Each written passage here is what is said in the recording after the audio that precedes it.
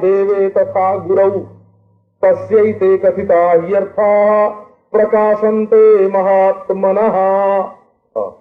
परमात्मा में जिसकी सच्ची भक्ति है और जैसी भक्ति परमात्मा में है वैसी गुरुदेव में है, दोनों में समान भक्ति जिसकी है वो उपनिषद में कहे हुए अर्थ को ग्रहण कर सकता है। अर्थ स्वयं उसके प्रति प्रकाशित होते हैं, उसके हृदय में आकर के उपनिषद के अर्थ प्रकट होते हैं। तो इसका नाम भगवत भक्ति, बड़ी महत्वपूर्ण वस्तु। अब इसकी व्याख्या करना, व्याख्या क्या है? व्याख्या श्यामा बी आ और ख्या श्यामा। बी माने विशेष रूप से और आ माने पूर्ण रूप से, बोला, और ख्यास्यामा माने जाहिर करना।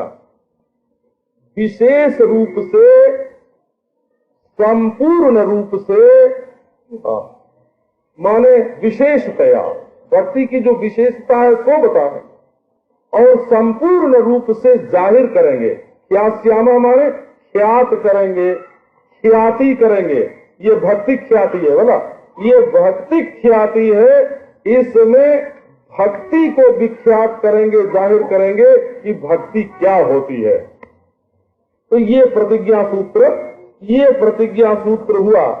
माने हमें धर्म की व्याख्या तो कर चुके हैं और ज्ञान की व्याख्या भी बहुत कर चुके हैं, लेकिन अब विशेष करके शुद्ध भक्ति, विशेष करके का अर्थ शुद्ध भक्ति माने ज्ञान कर्माद्यनावृत जो भक्ति है, ज्ञान कर्माद्यनावृतम आनुकूल्येन कृष्णानुशीलनम भक्तिरोत्तमा।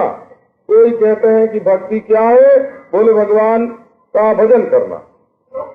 बोले भगवान का भजन करना तो भक्ति है ही, भगवान के प्रति ममता भक्ति है। अनन्य ममता विष्णु ममता प्रेम संगता भक्ति रित्युच्यते भीष्म प्रहलादो धव नारदई। भगवान के प्रति ममता, जैसे अपने पति को मेरा समझते हो, अपने पुत्र को मेरा समझते हो, अपने पिता को मेरा समझते हो, जैसे अपने शरीर को मेरा समझते हो, उस मेरा की लिस्ट में भगवान को डालो। अगर 100 तुम्हारे मेरे हैं तो 101 कर दो, एक भगवान को भी मेरा मानो। और ये भगवान के प्रति ऐसी ममता बढ़ेगी कि ये तो महाराज चिगुनी पकड़ के पहुंचा पकड़ना जैसे बोलते हैं ना, तुम उनको जरा सी जगह दोगे तो वो भिक्षुपाद प्रसारण न्याय से, है ना, जैसे महाराज भिखारी जहां बैठा धीरे धीरे पांव फैला के, है ना, एक भिखारी आया, बोले जरा हमको बैठ जाने दो। बैठ गया महाराज, बैठ गया तो थोड़ा हमको बैठे कब तक रहेंगे, पांव फैलावेंगे। तो पांव फैलाया तो बोले सालग्राम की पूजा करनी है, पेटारी रखेंगे, है ना। बोले उसके लिए तुलसी का पत्ता चाहिए। बोले धूप में कैसे बैठेंगे, एक छत्ता लगा लेंगे, है ना, और रात को सो जाएंगे और थोड़े दिनों में चबूतरा बन गया हो और बाद में तो महल बन जाता है वहाँ। तो इसको भिक्षुपाद प्रसारण न्याय बोलते हैं। तो ये भगवान जब हृदय में आते हैं ना, जब भगवान हृदय में आते हैं तो पहले तो जैसे एक चिनगारी हो, जैसी आग की जरा सी चिनगारी चमके वैसे चमकते हैं, फिर जुगनू की तरह चमकने लगते हैं। बोला जैसे जुगनू कभी चमकता है कभी नहीं चमकता है, कभी उसके बाद दिए की लौ की तरह प्रज्वलित होने लगते हैं, उसके बाद मणि की तरह बैठ जाते हैं। बोला और उसके बाद तो निकाले भी नहीं निकलते हैं, अपनी आत्मा से चिपक करके बैठ जाते हैं। तो उनकी भक्ति, ये भक्ति क्या होती है, कैसी होती है, ये प्रसंग फिर आपको, है ना, कल से 1 महीने तक महाराज श्री की आज्ञा है। और ये तो ऐसे ऐसे शब्द कहते हैं महाराज, क्या इनकी कृतज्ञता प्रकट करें हैं। ये तो जैसे कोई अपने बच्चे को बढ़ावा देने के लिए, है ना, और उसकी तारीफ बढ़ता हो, बड़े भाई अच्छा, तो फिर अब कल से ये प्रसंग चलेगा। आज जैसे यहाँ का नियम है ना, उसको आप लोग एक बार देख लो।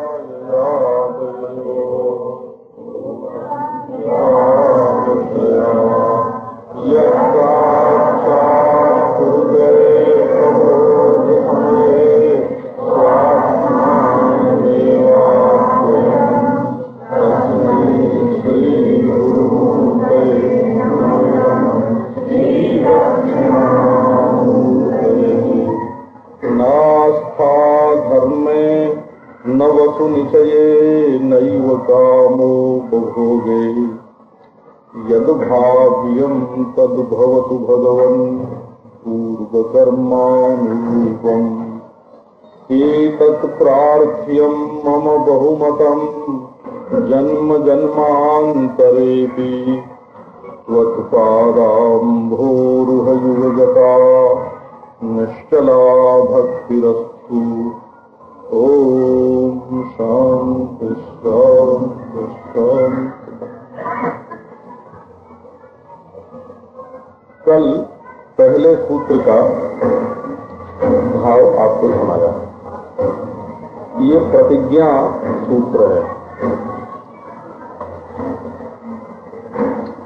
इसको प्रतिज्ञा अधिकरण बोलते हैं। इसमें अर्थ शब्द का अर्थ है भगवान का नाम ओंकार। ग्रंथ का मंगलाचरण है और अर्थ ये धर्म ज्ञान सब कई आनंतर की रखती है। धर्म के बाद भी भक्ति होती है, ज्ञान के बाद भी भक्ति होती है। धर्मानुष्ठान और ज्ञान होने से पहले भी भक्ति होती है। इसलिए जैसे वेदांत के अधिकारी के लिए ये जरूरी है कि वो नित्यानित्य वस्तु विवेक और यहाँ मूत्र फल भोग विराग समाधि सत्संपत्ति और मुमुक्षा से युक्त होकर के ब्रह्म की जिज्ञासा करे, वैसी जरूरत भक्ति के नहीं है, क्योंकि भक्ति ही सारे साधनों को खींच करके अपने आप ले आती है। ज्ञान को पहले से बैठने के लिए सिंहासन की जरूरत पड़ती है। आके कहाँ बैठे तो उसके लिए सिंहासन बना के रखो। पर भक्ति में तो इतना विनय है, इतनी सरलता है, इतनी ऋजुता है कि उसको पहले से सिंहासन बना के रखने की जरूरत नहीं पड़ती। वो तो आती है, घर में झाड़ू भी लगा लेती है, चारपाई भी लगा लेती है, सिंहासन भी सजा लेती है, उस पर भगवान को बैठा भी लेती है। जब भगवान पसंद कर लेते हैं तो भगवान के बगल में जाके बैठ भी जाती है, उनकी छाती से भी लग जाती है, उसी सिंहासन पर बैठती है। लेकिन उसको पहले से किसी तैयारी की जरूरत नहीं है। छोटी से छोटी जाति वाले के हृदय में भी भक्ति आ सकती है और दुखी से दुखी के हृदय में भी भक्ति आ सकती है, क्योंकि दुख और अंतःकरण शुद्धि का तो विरोध है, लेकिन दुख और भक्ति का विरोध नहीं है। दुखी भी रो रो के पुकारे कि हे भगवान हमारी रक्षा करो, तो दुखी के हृदय में भी भक्ति आ जाती है। तो अधिकारी का कोई प्रश्न नहीं है। बिना अधिकार के, अधिकार वाले जो साधन हैं उनके बिना ही, बिना अधिकार के आने वाली भक्ति का अब विचार प्रारंभ करते हैं। ये अर्थ शब्द का अर्थ है। और शास्त्रों में उन साधनों का विचार है जो अधिकारी के हृदय में आते हैं। तो अब हम ऐसे साधन का विचार करते हैं जो अधिकारी का विचार किए बिना सबके लिए सामान्य धर्म के रूप में है और सबके हृदय में आने के लिए राजी है। और अतः पद का दो अर्थ है। एक तो संसार में बहुत दुख है, इससे छूटने के लिए, अतः माने इसलिए क्योंकि संसार में दुख ही दुख है, संघर्ष ही संघर्ष है, द्वेष ही द्वेष है, छोटे बड़े के बहुत सारे झगड़े हैं। तो इसलिए वाद विवाद, कर्मानुष्ठान का क्लेश, घटाकाश मठाकाश काश के लिए, विचार के लिए बड़ी ऊंची बुद्धि की आवश्यकता है। इन सब योगानुष्ठान में प्राणायाम आसन आदि का क्लेश तो धर्मानुष्ठान में हवन आदि का क्लेश, योगानुष्ठान में प्राणायाम आदि का क्लेश, ज्ञानानुष्ठान में घटाकाश मठाकाश आदि के विचार का क्लेश, इन सब बातों को देखते हुए, है ना, इन सब क्लेशों से बच जाए इसलिए, है ना, भक्तिम व्याख्यास्यामा अतः पद का अर्थ है। और दूसरा अर्थ ये है कि भक्ति परमानंद प्रभु को हाथ पकड़ के ले आती है और हमारे हृदय में बैठा देती है, क्योंकि भक्ति भगवान को बहुत प्यारी है। कहते हैं कि भगवान के दो पत्नी हैं, एक माया और एक भक्ति। गोस्वामी तुलसीदास जी ने रामचरितमानस में इसका उल्लेख किया है कि माया और भक्ति दोनों नारी वर्ग की हैं। तो ज्ञान तो कभी कभी माया की मोहनी में फंस भी जाए, ऐसा वर्णन किया है। लेकिन मोहन नारी नारी के रूपा पन्न गारी यह चरित अनूपा, भगवान की भक्ति माया के चक्कर में नहीं फंसती है, मोहती नहीं है। ये और परमानंद प्रभु जो हैं ये भक्ति से बहुत प्यार करते हैं। भक्ति प्रभु विशेष प्यारी, ये भगवान को बहुत ज्यादा प्यारी है और ये प्रभु को पकड़ करके ले आती है, हृदय में बैठा देती है। इसलिए परमानंद प्रभु को साक्षात देने वाली होने के कारण भक्तिम व्याख्यास्यामा, विशेष और संपूर्ण, ई माने विशेष और आ माने संपूर्ण, और ख्याति माने जाहिर करना। विशेष क्या है इसमें? विशेष ये है कि साधारणतया लोग जब भक्ति का वर्णन करते हैं तो कर्म मिश्रा भक्ति का वर्णन करते हैं अथवा ज्ञान मिश्रा भक्ति का वर्णन करते हैं। तो विशेष ये है कि नारद भक्ति सूत्र में जिस भक्ति का वर्णन किया जाएगा वो कर्म से मिश्रित भक्ति नहीं है। ये नहीं कि होम करके भगवान को अर्पित करो तब भक्ति होगी, इसमें होम की जरूरत नहीं है, केवल हृदय में प्यार चाहिए। और तो भाई पहले प्रभु को जानो फिर भक्ति करो, तो बोले कि नहीं, इसमें जाने अनजाने, ज्ञातवा अज्ञातवा, जानने अनजान में कैसे भी प्रभु से प्यार करो, ये हुआ विशेष। भक्ति का विशेष ये है कि इसमें कर्म का मिश्रण और ज्ञान का मिश्रण नहीं है, ये शुद्ध भक्ति है। और संपूर्ण इसलिए है कि कर्म से जो मिलता है सो भी भक्ति से मिल जाएगा, ज्ञान से जो मिलता है सो भी भक्ति से मिल जाएगा। फल में तो पूर्णता है और अनुष्ठान में ज्ञान और कर्म की जरूरत नहीं है। इसलिए संपूर्ण भक्ति का निरूपण प्रारंभ करने के लिए ये सूत्र रचना देवर्षि नारद करते हैं। अब भक्तिम व्याख्यास्यामा में भक्ति के एक दो रूप आपको कल बताए थे। माने श्रीमद् भागवत में ये बात बताई कि अपनी इंद्रियों को धीरे धीरे संसार की ओर से मोड़ना और भगवान की ओर ले चलना, गुरु शास्त्र संप्रदाय की बताई हुई रीति से। देवानाम गुणलिंगानाम आनुश्रविक कर्मणाम सत्वैवैक मनसा। एक भक्ति तो ये है जो हृदय में अग्नि की तरफ प्रज्वलित होती है और संपूर्ण कूड़ा करकट को भस्म करके प्रभु से मिलाते हैं। दूसरी भक्ति वो है जो गंगा जी का रूप धारण करते हैं।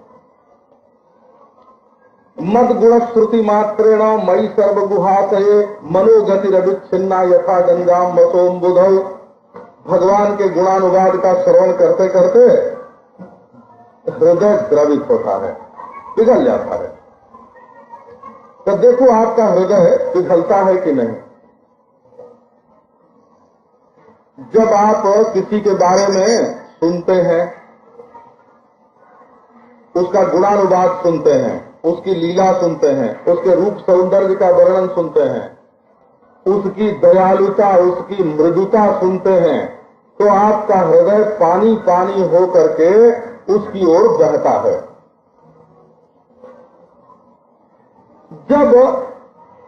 जब कोई प्रभावशाली वस्तु अपने सामने आती है, सड़क पर चलते चलते सुंदर रूप देख लो तो थोड़ी देर तक उसकी ऐसी छाप हृदय में पड़ जाती है कि वो याद आता रहता है। कहीं बगीचे में घूमते घूमते सुगंधित पुष्प, सुंदर पुष्प देख लो तो थोड़ी देर तक वो मन पर छा जाता है। तो संसार की सभी चीजें हमारे हृदय पर असर डालती हैं। कभी बहुत सुंदर बढ़िया भोजन मिल जाए करने को, कभी बहुत मुलायम वस्त्र पहनने को मिल जाए तो उसकी बाद में भी याद आती है, उसका हृदय में संस्कार पड़ जाता है, छाप पड़ जाती है। इसका अर्थ ये है, ये शास्त्र में ये बात बताई गई है कि ये जो हमारा हृदय है ये लाह के समान है, समझो रांगा के समान है।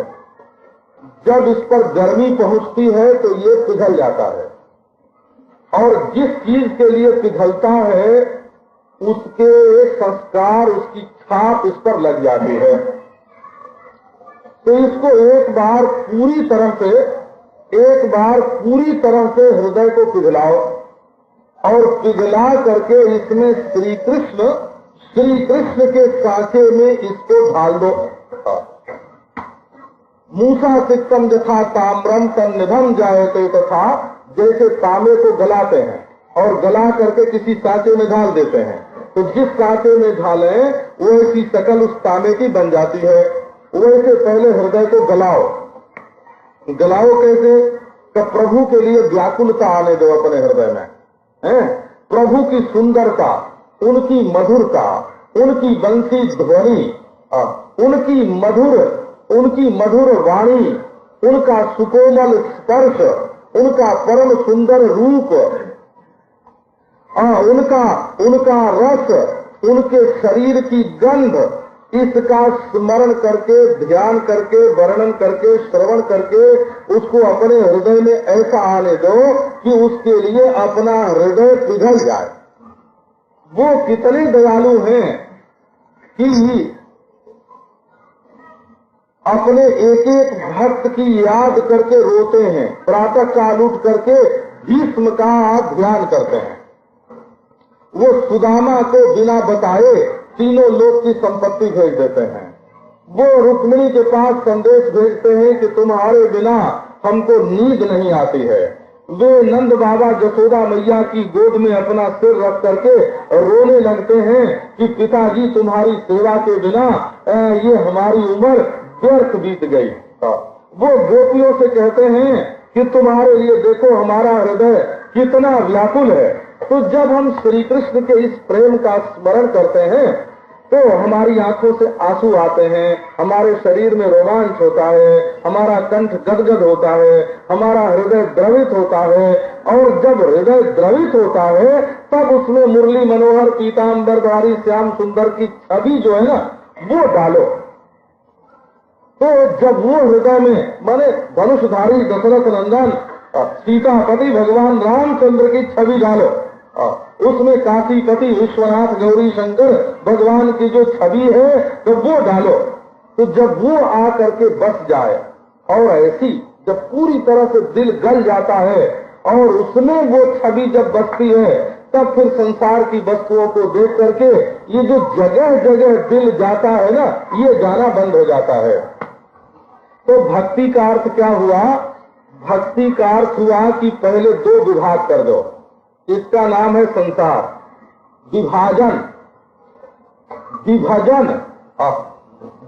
करो, पहले विभजन करो, विभाग करो, ये इसका नाम रहा संसार और इसका नाम रहा भगवान।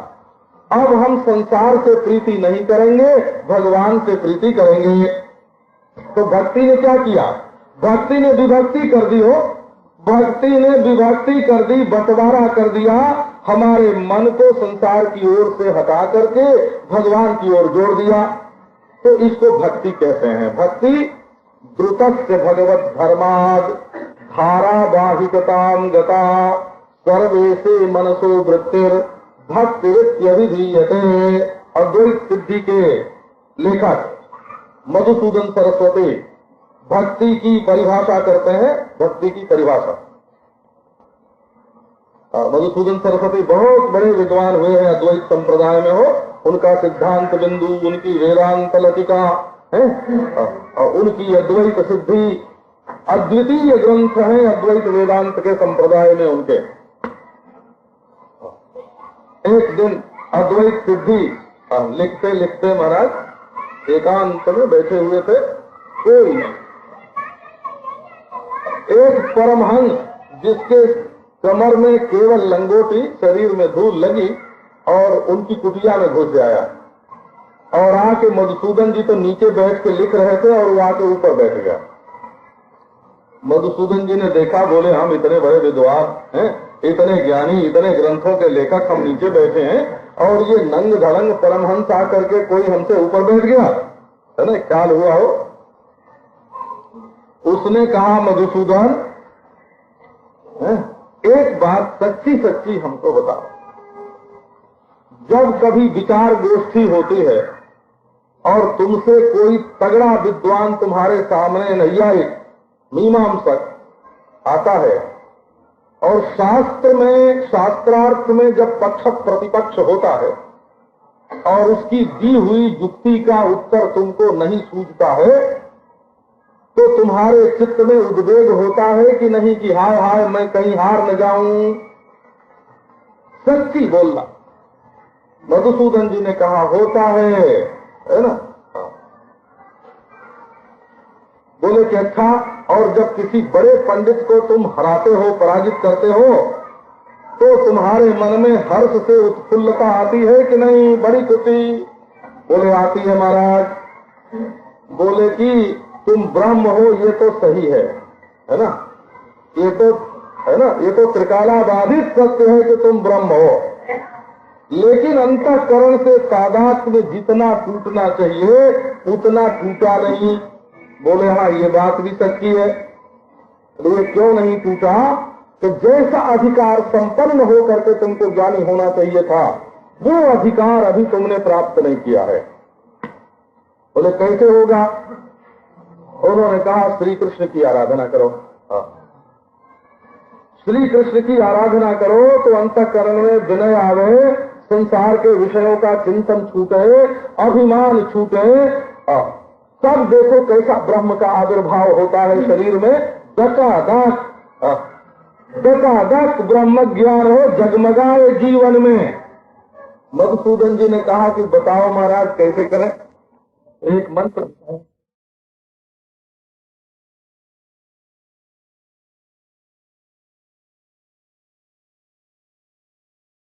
करके उसकी चांदनी का मजा ले रहे हो। बड़ा आनंद आ रहा है चंद्रमा को देखने में। ये आनुकूल्यन कृष्णानुशीलनम हुआ ना। अनुकूल भाव से चंद्रमा का अनुशीलन करते हैं तो हम चंद्रमा के भक्त हो गए क्या? नहीं, अभी भक्त नहीं हुए। तो क्यों? बोले चंद्रमा से तुम मजा तो लेते हो, चंद्रमा की ओर देखते तो हो, चंद्रमा को देखने से तुमको शांति मिलती है, आह्लाद मिलता है, चांदनी मिलती है, लेकिन चंद्रमा से कोई ममता है तुम्हारी कि चंद्रमा मेरा है? चंद्रमा मेरा है ये ममता जुड़ी? बोले नहीं, ममता तो नहीं जुड़ी। तो ममता नहीं जुड़ी तो अभी भक्ति नहीं आई। भक्ति तब आती है जब ममता जुड़ती है। ये मेरा स्वामी है, मैं इसका सेवक हूँ, ये मेरा miत्र है, ये मेरा पुत्र है, ये मेरा गुरु है, ये मेरा पति है। किसी न किसी तरह से ममत्व जब जुड़ता है तब भक्ति का उदय होता है। भक्त लोग कहते हैं कि अनन्य ममता विष्णु ममता प्रेम संगता भक्तिरित्युच्यते भीष्म प्रहलादो धव नारदई। भगवान में ममत्व का उदय हुए। ममत्व माने मेरा है, भगवान मेरा है, भगवान मेरा है, भगवान मेरा है। सम्यंग मसृणित स्वांतो ममत्वातिशयांकितः भावः सैव सांद्रात्मा बुधई प्रेमा निगद्यते। दिल हो नरम, दिल में सख्ती न हो, कठोरता न हो। प्रेमी का ये लक्षण है कि प्रेमी केवल एक स्थान पर कठोर है, बाकी सब जगह कोमल ही कोमल है। कठोरता उसकी क्या है कि वो अपने प्यारे को छोड़ नहीं सकता। कोई कहे कि तुम अपने दिल से निकाल दो, है ना, तो लोगों की बात मान करके वो दिल से निकालने की कोशिश भी कर सकता है, लेकिन निकाल नहीं सकता। तो अपने दिल को गूंद गूंद करके, जैसे आटे को गूंदते हैं ना, ऐसे गूंद गूंद करके बिल्कुल सिद्ध कर लो और उसमें भगवान को बैठा लो और कहो कि भगवान मेरा, भगवान मेरा, मैं तेरा तू मेरा, प्रभु जी मैं तेरा तू मेरा। ब्रज में बड़े बड़े महापुरुष लोग ये गाते हैं, प्रभु जी तू मेरा मैं तेरा, प्रभु जी तू मेरा मैं तेरा। तू मेरा है और मैं तेरा हूँ। अब ये मेरा तेरा जो है ना, संबंध इतना सिमट करके लग गया है कि ये कभी छूट नहीं सकता।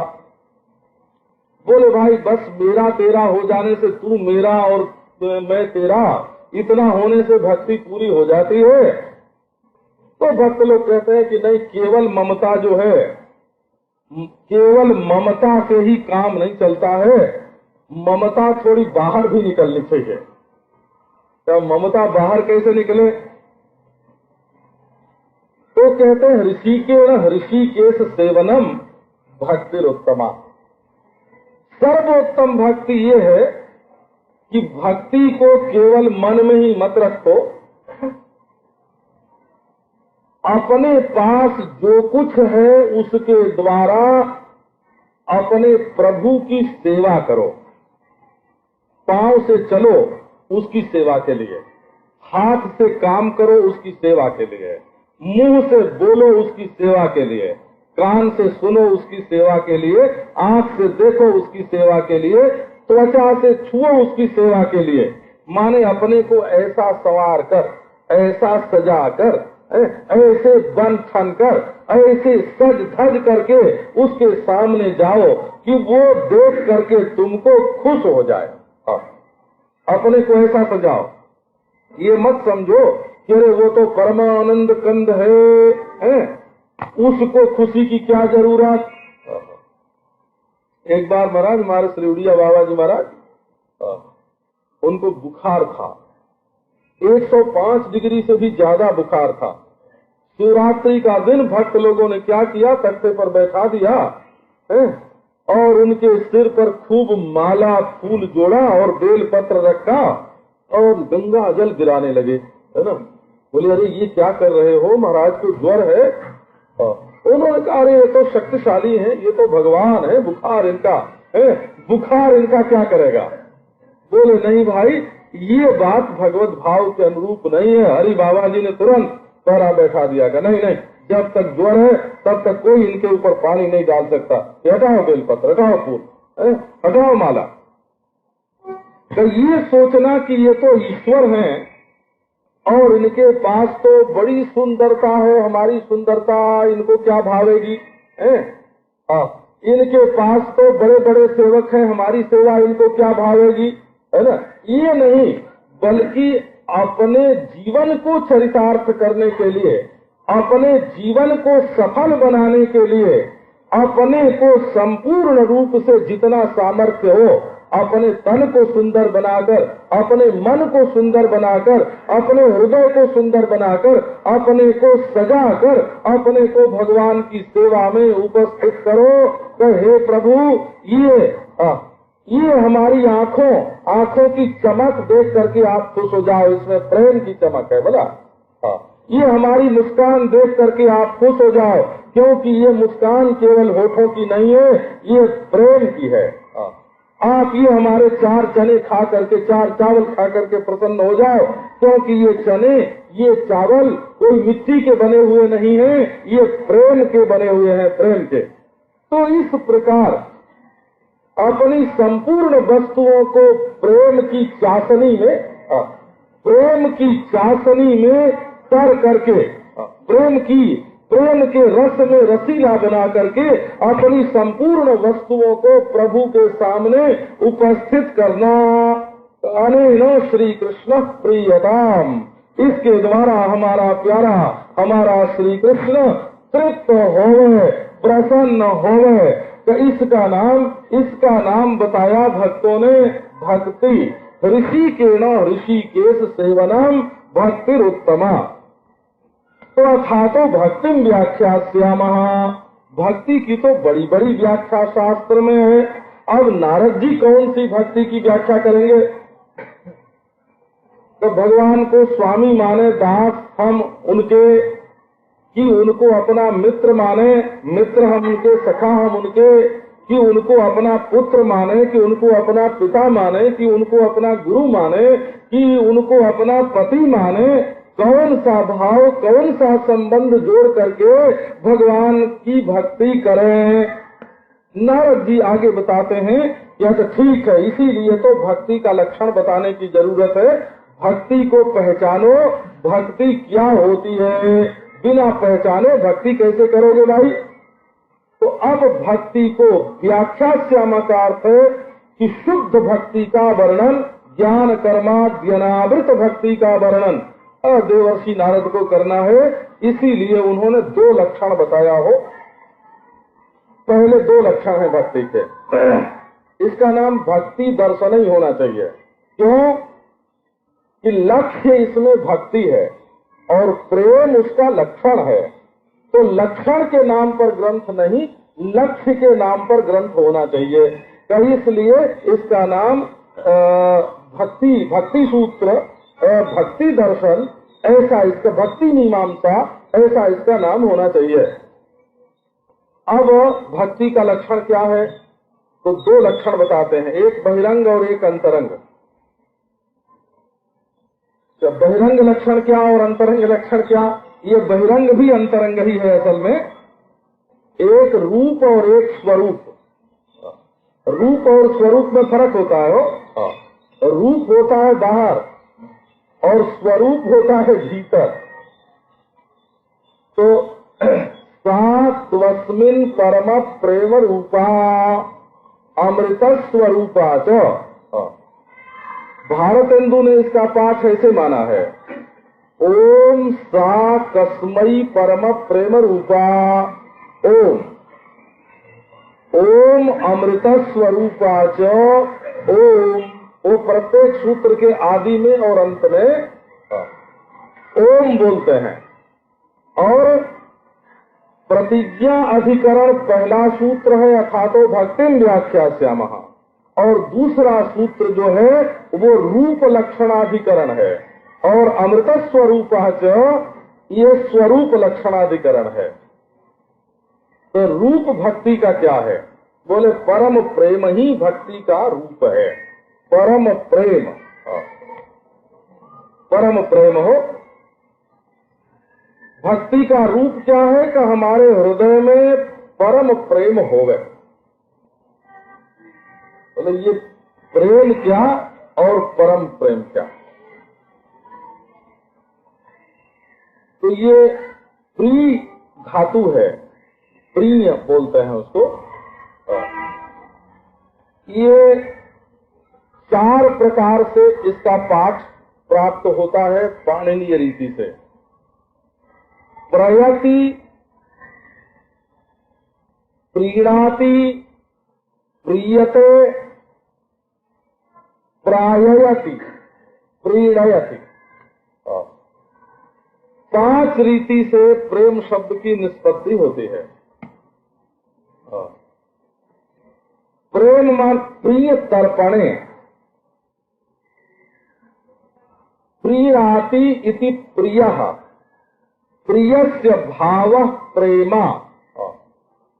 एक इमनिच प्रत्यय होता है और एक मनिन प्रत्यय होता है। दोनों से प्रेम शब्द बनता है। एक नपुंसक लिंग में प्रेम और एक पुम लिंग में प्रेमा। संस्कृत में प्रेमा बोलते हैं। तो परमः प्रेमा एव रूपम यस्या सा परम प्रेम रूपा।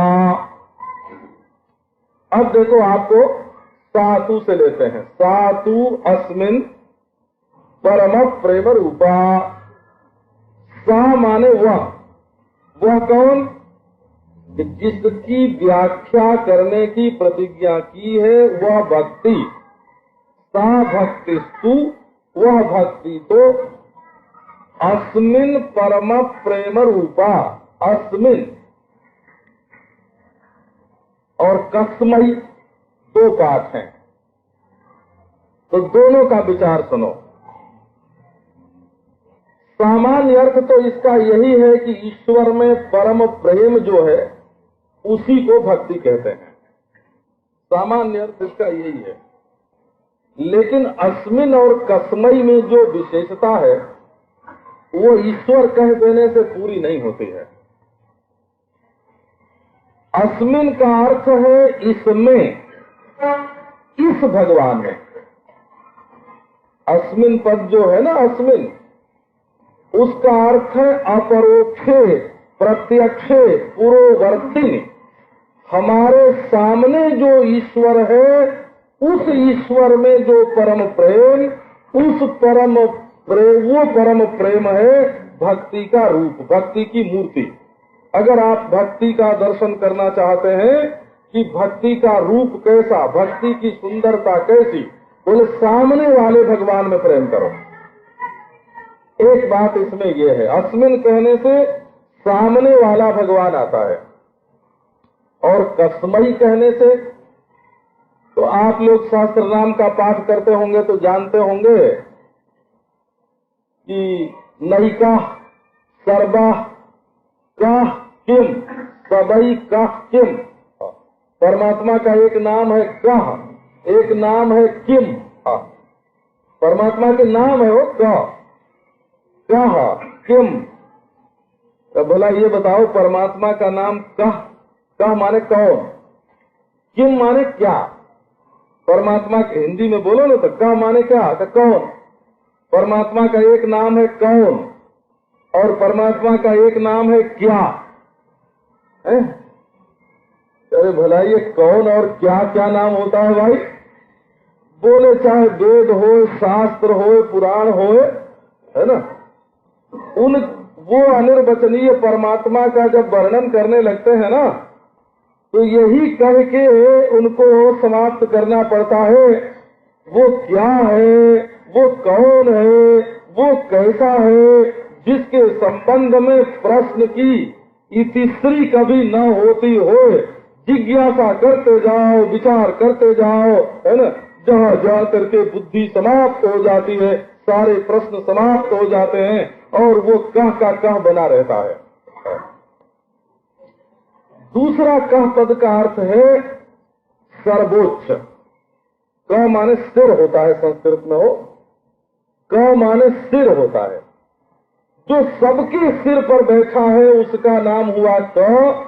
कस्मई परम प्रेम रूपा माने सबके सिर पर बैठा हुआ जो भगवान, उससे प्रेम करना, परम प्रेम करना, ये भक्ति का रूप है।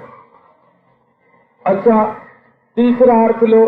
क माने संस्कृत में होता है रस, रस जल, आनंद हो। आनंदम ब्रह्मणो विद्वान न विभेति कुतश्चन। उस परमानंद स्वरूप प्रभु से परम प्रेम करना भक्ति का रूप है। परमानंद रूप प्रभु से, परमानंद स्वरूप। हाँ, का अर्थ रस, रसो वै सहा रसम जीवायम लब्ध्वा आनंदी भवति। क शब्द का अर्थ होता है प्रजापति। प्रजापति माने जो संपूर्ण विश्व सृष्टि का कारण है, विश्व सृष्टि का पिता है, जो पिता है, जो प्रभु है, जो परमानंद है, जो सर्वोपरि है, जिसके संबंध में इदम इत्थम कह करके कोई वर्णन नहीं कर सकता, उस प्रभु के प्रति जो परम प्रेम है वो भक्ति का स्वरूप है। अब परम प्रेम की बात थोड़ी करेंगे। तो प्रेम, पहले प्रेम, फिर परम प्रेम, फिर वो रूप। तो देखो, असल में अंतःकरण में जो हमारे वृत्ति आती है, वो चाहे वृत्ति तो कोई हो। अंतःकरण तो सात्विक तन्मात्रा से ही बनता है, अंतःकरण तामस तन्मात्रा से नहीं बनता, नहीं तो उसमें ज्ञान नहीं होता। और अंतःकरण जो है वो राजस तन्मात्रा से भी नहीं बनता है, सात्विक तन्मात्रा से बनता है। इसलिए अंतःकरण में जितनी वृत्ति होती है उसको सत्व का ही परिणाम मानते हैं, सत्व गुण का ही परिणाम है। क्योंकि जो जानकारी होती है ना, अनुभव जो होता है, वो यदि सत्व गुण न हो, प्रकाश न हो, रोशनी भीतर न हो, तो जानकारी कैसे होगी? ये हमारा दुश्मन है, इस पर क्रोध करो, ये भी तो जानकारी होती है ना। और ये हमारा बेटा है, इसको लेकर के कलेजे से चिपटा ले, ये मर गया तो क्या, मुर्दा है तो क्या है? ये बंदर जो है वो अपने बेटे को अपने गोद से चिपकाए करके जो मूड हो जाते हैं, मोहग्रस्त रहते हैं, वो ये हमारा बेटा है, ये जानकारी ही तो उसमें है ना। तो तमोगुणी मोह में भी ज्ञान सत्व का परिणाम है, और रजोगुणी राग में भी, क्रोध में भी सत्व का परिणाम है। लेकिन भक्ति प्रेम में क्या बात है? बोले एक विशेषता है इसमें। जब क्रोध आता है तो दुश्मन पर आता है ना, तो भले तुम्हारे हृदय में ज्ञान सत्व से आया हो, लेकिन जब वो दुश्मन से जा करके मिला तो रजोगुण हो गया, जब वो कुटुंब से जा करके मिला तो तमोगुण हो गया, और जब वो किसी देवता से मिला, समाधि से मिला, ध्यान से मिला, योगाभ्यास से मिला, तब वो सत्वगुणी हो गया। लेकिन जब वो तुम्हारी सत्वाकार वृत्ति का परिणाम ईश्वर से जाके मिला, तब क्या हुआ? बोले तब तो भक्ति हो गया ना। देखो, अंतःकरण एक होने पर भी वो मिला किससे, है ना? वो मिला किससे? एक आदमी की आंख है, समझो, आंख तो ठीक है, आंख में तो ज्ञान है, तो देखने की शक्ति है, पर उससे तुम देखते क्या हो, है ना? उससे अगर गंदी चीज देखते हो तो दूसरी बात हो गई, उससे लुभावनी चीज देखते हो तो दूसरी बात हो गई, उससे गंगा जी की धारा का दर्शन कर रहे हो तो दूसरी बात हो गई, और उसी आंख से ईश्वर का दर्शन कर रहे हो तो दूसरी बात हो गई, है ना? तो अब ये हमारे अंतःकरण में जो प्रीति है, प्रीति माने तृप्ति, है ना, प्रियता, प्यार, वो किससे है? ये सवाल है। रसमयी है कि नहीं, अस्मिन है कि नहीं, है ना? वो परमात्मा से है कि नहीं, वो ईश्वर से है कि नहीं, ये प्रश्न हुआ।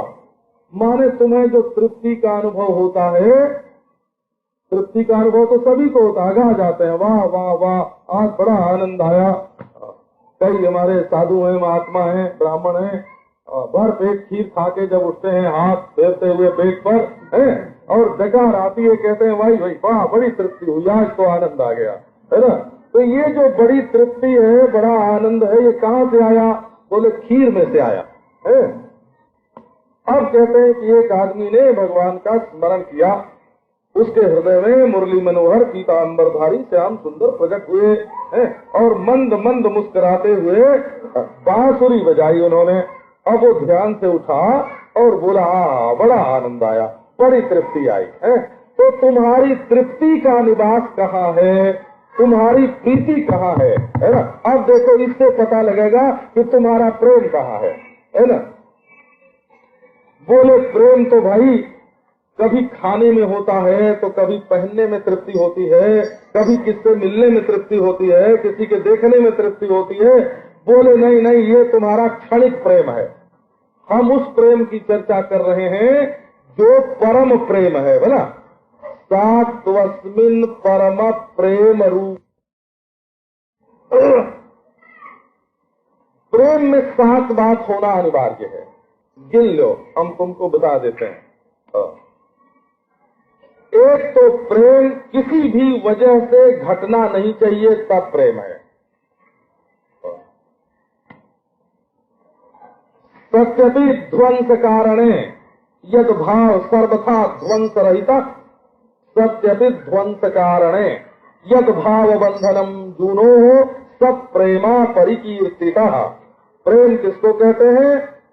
तो टूटने की वजह दुनिया में जो भी होती है उसके आ जाने पर भी जो न टूटे उसका नाम प्रेम।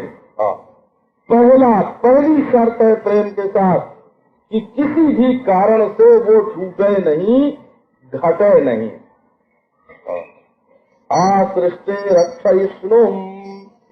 तीसरी बात ये है, दूसरी बात ये है कि हृदय में चिकनाई बनी रहे, भला स्नेह बना रहे, अपने प्रियतम के प्रति रुक्षता कभी ना आवे, रूखापन, दिल में रूखापन कभी ना आवे। ये प्रेम की दूसरी बात है, वो इसको स्नेह बोलते हैं। स्नेह माने घी, मक्खन, दूध, दही, जैसे ये कभी रूखे नहीं होते हैं, वैसे तुम्हारा दिल घी की तरह रहे, मक्खन की तरह रहे, दूध की तरह रहे, दही की तरह रहे, उसमें कभी रुखाई न आवे, रुक्षता न आवे। ये दूसरी बात है। और तीसरी बात क्या होती है प्रेम में? चंद्रमा जब पूर्ण होता है तब गोल गोल हो जाता है, लेकिन प्रेम पूर्ण होने पर भी गोल नहीं होता है, थोड़ा टेढ़ा बना रहता है, उसमें थोड़ी छेड़छाड़ चलती रहती है ना। तो कभी वो रूठते हैं, वो मनाते हैं,